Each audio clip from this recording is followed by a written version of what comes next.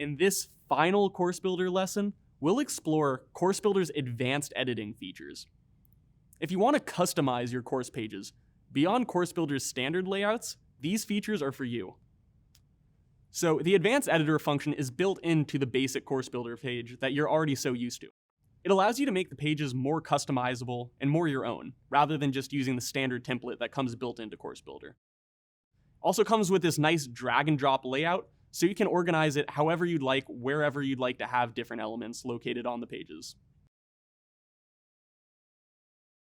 You can insert things like slots, as we call them, which allow you to customize the page with all sorts of different website elements, which we'll walk through in a minute here. You can combine multiple slots into rows that are all assembled horizontally or columns that are vertical, just to keep everything tidy and organized.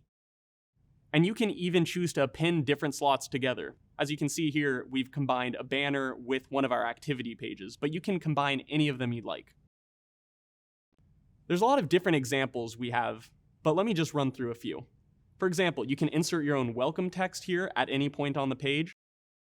You can upload additional instructor info, or you can add your own activity table. You can also add a lot of cool media and graphics. You can add program banners, not just on the homepage, but wherever you'd like. You can upload images that help make your page stand out. And you can upload video players, so you can bring in instructional videos, old recordings of old course sessions, or whatever else you think might help your learners.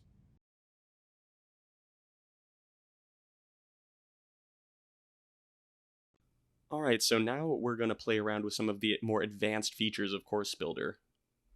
On any page of Coursebuilder, we can go find this blue Enter Advanced Editor button.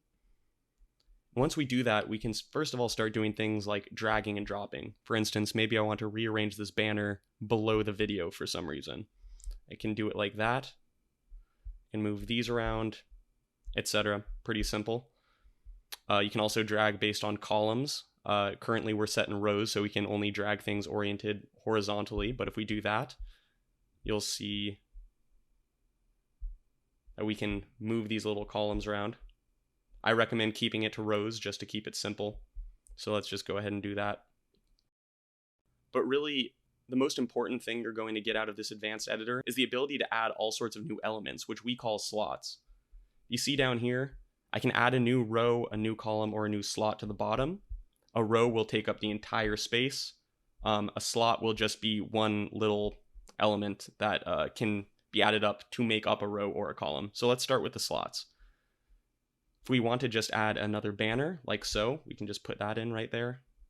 You can edit it around, give it another title. But there's all sorts of things. We can put in video players here. We can add in another little instructor list if we want to just have more of those perhaps on a different page.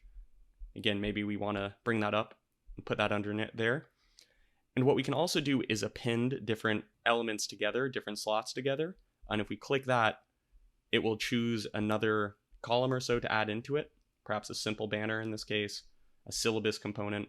We do that, and now these two things move around together wherever they go.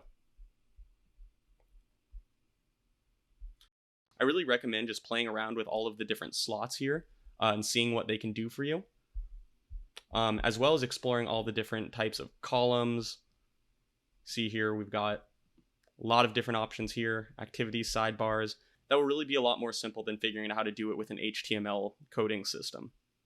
Now, like I say, I highly recommend you go check out this advanced editor for yourself and go play around with it and see how it works. Thanks a lot for joining us, and see you out there.